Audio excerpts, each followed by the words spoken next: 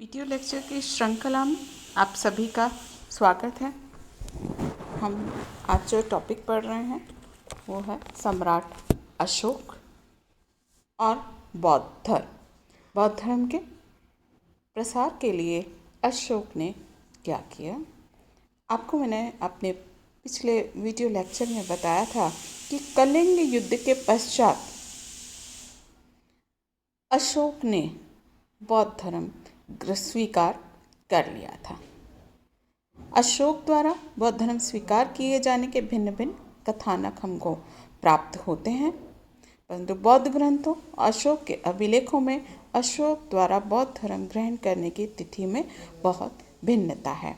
और अशोक के 13वें शिलालेख के अनुसार वह अपने राज्याभिषेक के 8वें वर्ष में बौद्ध हुआ था, तो अधिकांश विद्वान शिलालेख की तिथि को सही मानते हैं। और बौद्ध धर्म ग्रहण करने के पश्चात अशोक ने बौद्ध तीर्थ स्थानों की यात्राएं भी की थी।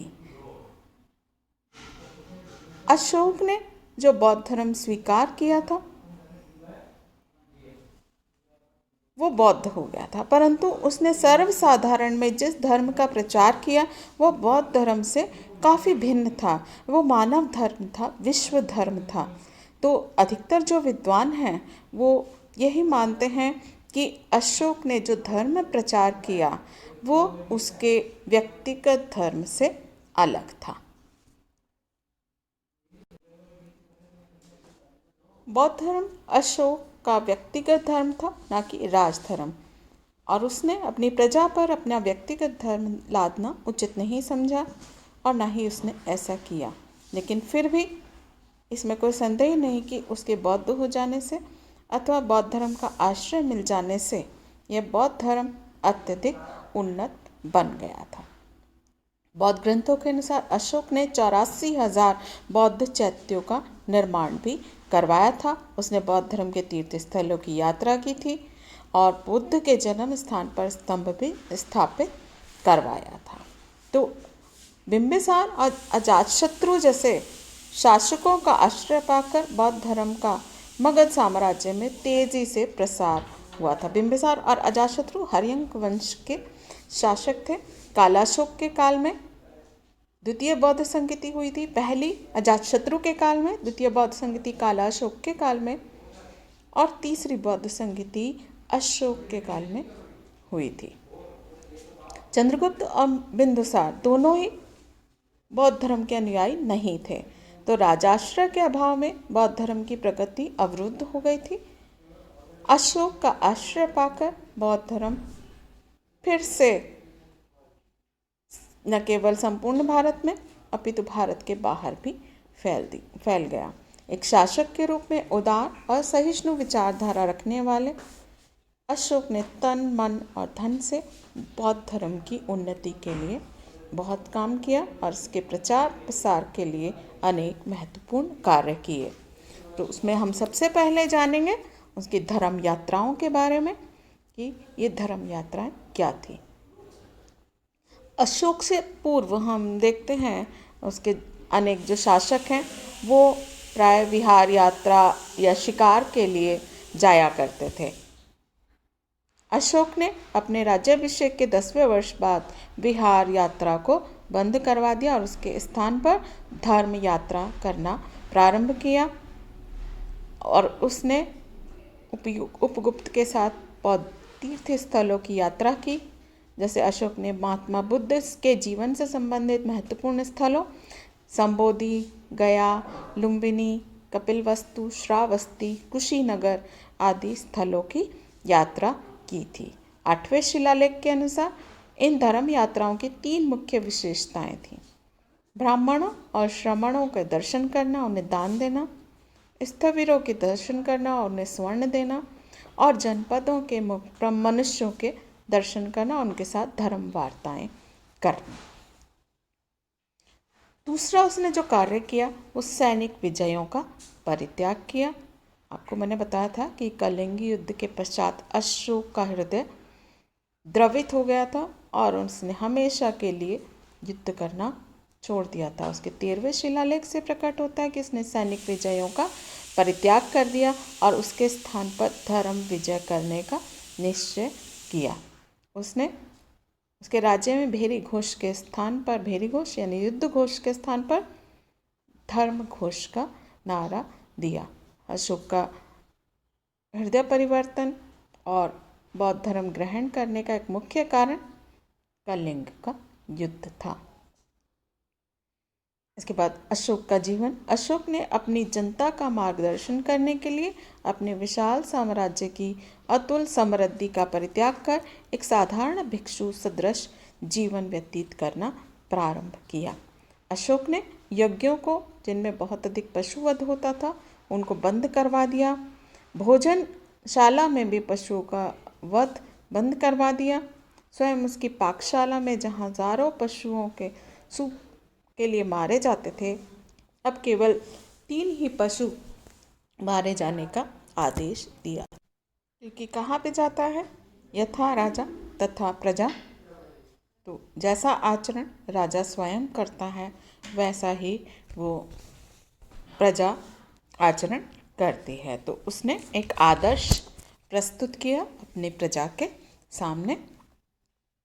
अपने महान सम्राट का आचरण जनता के लिए प्रेरणा बना और बहुत से लोग बौद्ध धर्म में दीक्षित होने लगे और अशोक के उपदेशों का यथावत पालन करने लगे।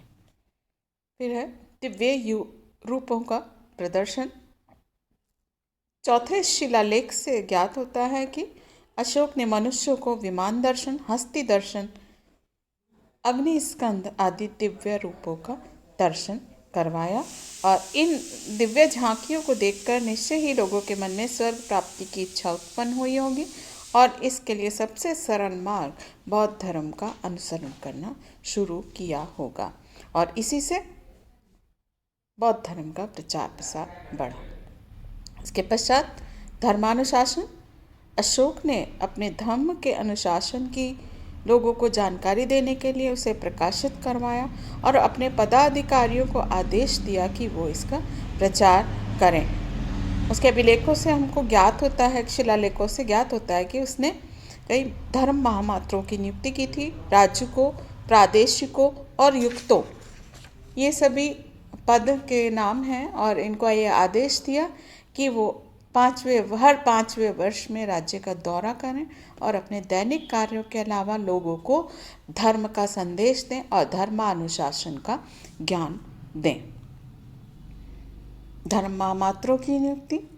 अशोक ने अपने अधिकारियों को धर्म प्रचार का आदेश तो दिया था, परंतु उनके प्रचार कार्य करने से उसे संतोष नहीं हुआ। इसके लिए उसने पृथक अधिकारियों की नियुक्ति की जो धर्म महामात्र कहलाए। इसके 5वें शिलालेख से ज्ञात होता है कि इसके पहले धर्म महामात्र नहीं थे और इनका कार्य धर्म की स्थापना करना, धर्म की देखरेख करना, धर्म की वृद्धि और धर्मानुसार आचरण करने वाले लोगों के लिए सुख और हित का ध्यान रखना था। इनसे धर्म प्रचार में काफ़ी सहायता अशोक को प्राप्त हुई। इसके बाद निज्जति और धर्म श्रावण। अपनी आध्यात्मिक उन्नति की कामना करने वाले लोगों के लिए अशोक ने निज्जति यानी आत्मनिरीक्षण के सिद्धांत का आदर्श रखे। उसका मानना था कि ऐसे लोगों को अपनी स्वयं की आत्म परीक्षा और आत्मनिरीक्षण करना चाहिए जिससे उन्हें दैनिक बुरे कर्मों से दूर रहने की प्रेरणा मिलती रहे।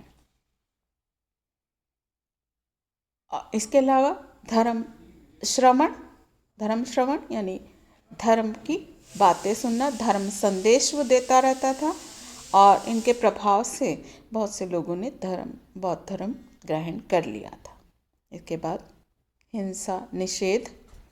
बौद्ध धर्म स्वीकार करने के बाद अहिंसा अशोक के धर्म का मूल मंत्र बन गया था। प्रारंभ में उसने पाकशाला में पशुवध को बंद करा दिया था। फिर राजकीय यज्ञों और उत्सवों पर भी की जाने वाली पशु हत्या को बंद करा दिया, जिससे अनेक पशु पक्षियों के वध या कायाक्लेश को उसने दंडनीय घोषित कर दिया था। अब संपूर्ण राज्य में कोई भी व्यक्ति पशु पक्षियों की हत्या नहीं कर सकता था।